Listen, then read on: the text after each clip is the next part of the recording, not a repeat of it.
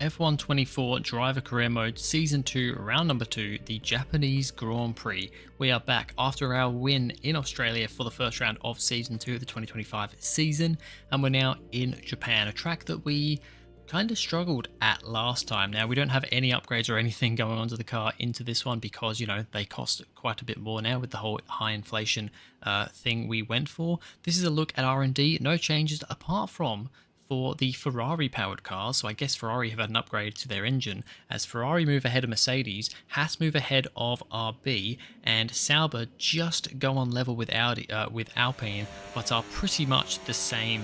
They're pretty much on the same level, but yeah, Sauber are just slightly ahead. So perhaps an upgrade to the Ferrari powertrain. I'm not really sure, but yeah. Now going into this one, I actually downloaded the Better Racing, Better AI mod, which Arava, the YouTuber, has been using.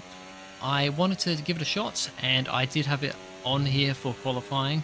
However, I had some issues in the race where they seemed to be way overpowered, so I ended up turning it off for the actual race itself. I don't know if it was just this track, because I will be honest, this track was a bit of a pain anyway. You'll get to see that later, but yeah, we'll get onto that a little bit later. Anyway, Q1, as you can see, even here in qualifying, I was struggling a bit. P13, just over a tenth away from getting knocked out in Q1.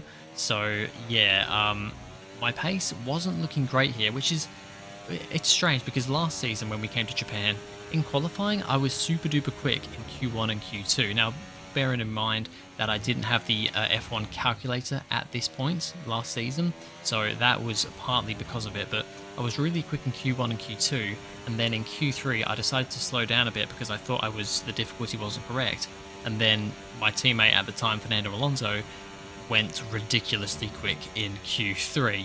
So, and then in the race, I struggled quite a bit, mainly with fuel. Pace wasn't too bad from what I remember, but struggled quite a lot with fuel and also with ERS, which, as you can see there, deployment used, yeah, struggle a bit there in this one as well.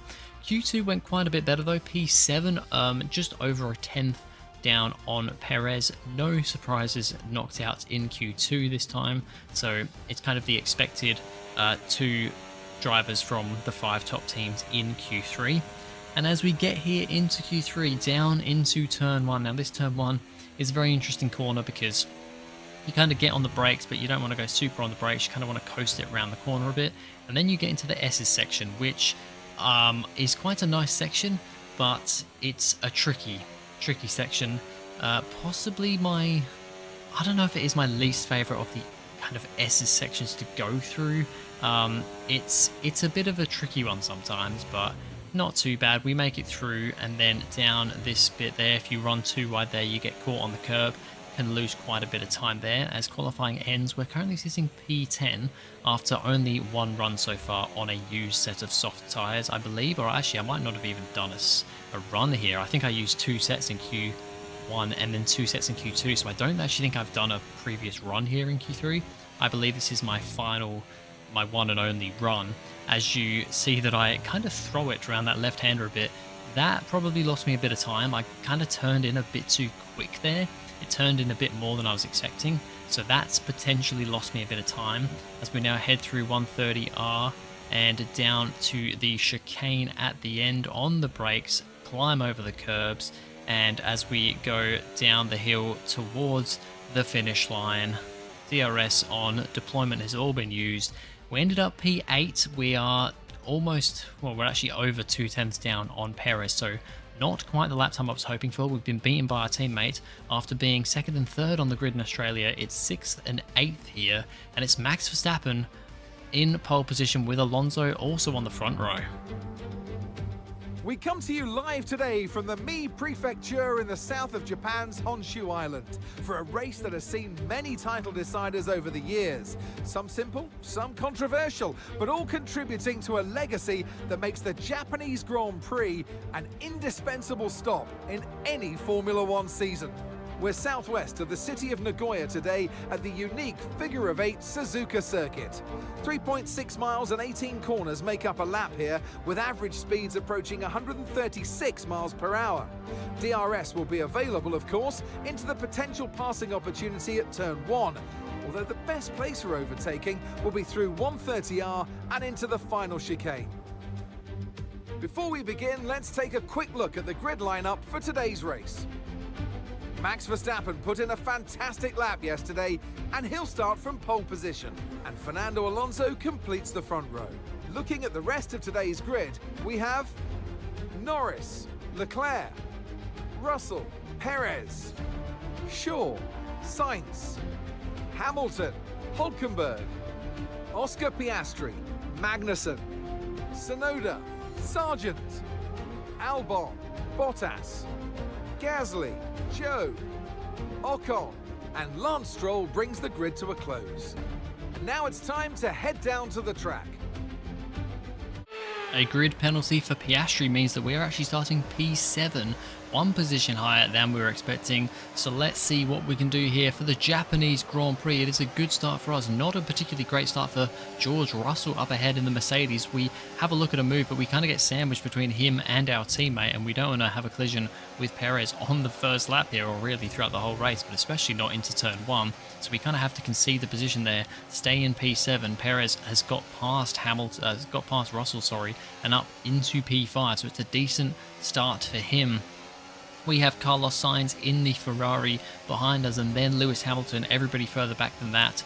Not really an issue, although I guess Piastri, if he makes his way through the field, because that Aston Martin is the quickest car on paper, and of course Alonso up there in P2, and Piastri did give us a run for our money in Australia last time out. We continue now through the hairpin, which I have difficulty getting traction down out of that corner, but so far so good. We're not really able to put a move on anyone up ahead. We're perhaps looking behind a little bit more than we're looking ahead actually, but on this first lap it's kind of just, you know, keep in tow of the cars ahead, stay where you are, as we have a bit of a wiggle out of that corner onto the back straight here towards 130R. That lets Sainz get a little bit of a run on us, but he's not going to be able to do anything as we head into 130R. Where hopefully, unless he goes for a dive into the chicane here, which he will not, we're going to hold position at the end of lap 1. And yep, an interesting start to this race, but we'll see what else is in store for us for the rest of this one. DRS enabled now, of course, and we will see how we go for the rest of this race. Now, here we go with Sainz behind us a couple of laps later onto lap number 4. And this is where I'm starting to struggle with ERS, and everybody's so much quicker than us down the straight. Look at that, he just absolutely blitzes past. We're now down to P8, Carlos Sainz is past us there. Same lap, same time pretty much, just a bit before, and Alonso's going for a move on Verstappen for the lead of this race, up 130R. They're going to be side by side through 130R, but Alonso's going to get past before they get to the chicane, and he is now up into the lead of the Japanese Grand Prix. The Aston Martin driver, of course, Aston Martin changing over to Honda powertrains for 2026. He is now up into P1. The other Aston Martin also making moves side by side through 130R on Nico Hülkenberg in the DHL Haas. Didn't really see much of the Haas in Australia, but now we get to have a little bit of a look at this car with the new livery they've got. Piastri can't get the move done into 130R or into the chicane, but he's going to have the DRS down to turn 1, and Hülkenberg's not really going to be able to do anything as Piastri flies up the inside and is now up to P10 into the points, pushes the Haas out of the points. Hülkenberg, after getting passed by Piastri, is now kind of on his own, not really able to keep up with the car up ahead as he heads round the left-hander and spins the car around. I think he's just going to keep it out of the wall, but he has a little spin there. Interesting to see that actually, because I haven't seen AI making mistakes very much lately, so it's nice for them to make a mistake there, but unfortunately for the enjoyment of the race doesn't bring out a safety car or anything. The two Red Bulls are about to swap positions as Norris gets ahead of Verstappen. Alonso's managed to kind of drive off into the lead there, out of DRS zone from the two Red Bulls, so it's looking good for him. However, there's yellow flags up ahead for us. What is going on here? And it's Alonso, and he's got another mechanical failure. Oh, it's calm. It's kind of calmer, isn't it? I'm sorry, but it's kind of calmer from what we experienced last season. We were, of course, teammates with Alonso at Aston Martin last season. We had a ridiculous amount of engine failures at the end of the season. He had none all season. He's now 2 for 2 mechanical failures in season 2. And then with all that going on, after he retires, Verstappen gets back past Norris and is now into the lead of this race. The home driver of Yuki Tsunoda is also not going to have a great time either, because on lap 13 he is going to have his own engine problems. It goes up in smoke and Tsunoda will be out of his home Grand Prix here in season 2. Very unfortunate for him, and he was actually running in P10. He was the driver in the final points position, so really unfortunate for him to retire here. That same lap around, we're into the pits as we, I think, clatter the bollard as we come into the pits there, actually. Hopefully there's no penalty for that. But we're going to come in for our pit stop onto the hard compound tyres. Now, this first part of the race, we've been using a lot of ERS, but we've been managing to keep the cars ahead as it's a slow pit stop. It is a slow pit stop for us. We lose position, we lose track position to Piastri up ahead. That is very unfortunate. That's now 2 for 2 poor pit stops for us this season at McLaren. So not a way to start this season off. We had a slow pit stop in Australia. It's a slow pit stop here in Japan. So Piastri's managed to get past us in the pits. However, it looks like Perez has had a slow pit stop as well, as we're able to jump him in the pits here. So we're now ahead of our teammate, which is very interesting. Such a slow pit stop for us. It's about 5 seconds or something. So, yeah, very surprised about that. At the front, the Red Bulls have been split by Charles Leclerc in the Ferrari, and he's got some pace, and he's taking the lead. Charles Leclerc takes the lead of the Japanese Grand Prix in the Ferrari, which on paper is quite a bit further down on the Red Bull, but he's showing that he's got some good pace, and so is Carlos Sainz in the other Ferrari, as he goes past George Russell. A bit more of an expected move, because they are just ahead of Mercedes in the R&D charts, but yeah, Ferrari at the moment looking pretty strong actually in this race, as we now have Piastri ahead of us. We're out of DRS. Perez has caught up to us, and I'm going to let Perez go because we're running out of fuel again, just like last season, and I just don't have the pace here. I do not have the pace here to keep up with these other drivers, so I'm going to let Perez pass, see what he can do. There's no point holding him up.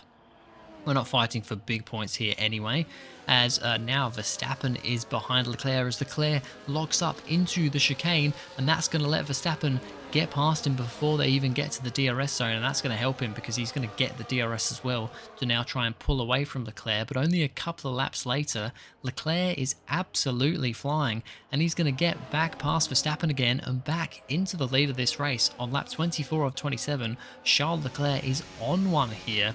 He only won one race last season. I believe it was Brazil towards the end of the season, but he's going on to try and win the second race of this season before Red Bull have even won a single race. So that'd be a great start for him. Lap 25 of 27 for us, and as you can see, we're on 0.04 laps of fuel. I fueled more than a lap extra than what I needed, but this track seems to, we had it last season, we had it again this season. This track really eats up the fuel, it eats up the ERS, and yeah, I just seem to really struggle. Although we were keeping within DRS zone of Perez ahead and the cars ahead, we have dropped now down to almost 4.5 seconds because of that, because of those ERS issues and the fuel issue, and we are going to finish P9. It is a big disappointment for us, from P1 in Australia to P9, last of the kind of top group here, because the one behind us I think was Albon, last of the top cars. P9 for us. Not the result we wanted at all. Charles Leclerc, what a drive, what a victory, he wins! Well, a brilliant race for them today, Crofty, as you can clearly see out there. They were really at one with the car, And as a driver, you take comfort from the fact that you can win in a new set of regulations. And moving forward, you're going to see that confidence rise more and more. Brilliant stuff today by them.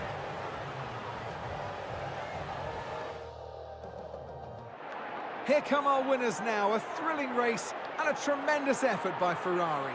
Their history is well known, so it's no surprise to fans the world over to see them come out on top once again. What a race for Charles Leclerc and Ferrari. P1 here when they definitely don't have the quickest car. Beating both Red Bulls, beating, both us McLarens who were 8th and 9th, definitely an off day for us. The Aston Martins as well, of course Piastri with the grid penalty, Alonso with a mechanical failure, and then the Mercedes were kind of just there in the middle. So yeah, Ferrari really capitalized. Red Bull, I mean, it's a double podium for them, Verstappen ahead of Norris, but you know, a little bit of a missed opportunity, I'd say, for them, but what a result for Leclerc. The top three, by the way, all finishing within a second of each other. What a finish that was. Perez does show some speed, though. He gets the fastest lap, so 5 points for him. It's only 2 points for us. Albon picks up that P10 finish for that 1 point, so that is two points finishes in a row for Albon and Williams, so they'll be very happy with that. Piastri gets up to 7th from his grid penalty, just really ahead of us two in the McLarens. And in the Drivers' Championship, well, now Charles Leclerc leads the championship, 6 points ahead of myself on 27 points. Leclerc's on 33. So then 2 points back to Norris on 25. Verstappen on 24, Perez also on 24, and then Piastri on 21, Hamilton on 20. So it is very close, 12 points, really 13 points separate the top 7. Very close after 2 rounds, but I mean, it is only 2 rounds. In the Constructors though, and McLaren are still at the top, 51 points, but only 2 points now ahead of Red Bull in second place on 49 points, and Ferrari up there in P3 with 45 points. My cat is scratching my chair, I do not like that. But anyway, that is it for this video, guys. Thank you very much for watching. If you enjoyed, please go ahead, like and subscribe, and I'll see you guys in the next video.